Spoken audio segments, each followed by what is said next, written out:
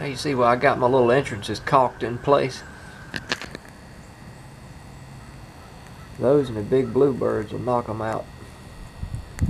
So they can eat bees, particularly this time of year as you get on into March. Yeah, like that.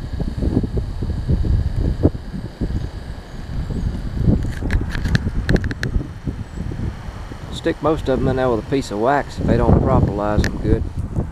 Heat it with the torch and stick them in place. Just did that because it was quick.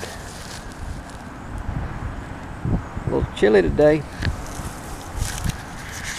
Yesterday I was out here in short sleeves all day long. In all the hives, just about all of them. I condensed those down into a 5-frame medium on the bottom, give them a deep on top, so that I can get bees back on the deeps, the ones that died out or what have you. And yeah, about to get things all fired up here. February the 5th. Would you look at that?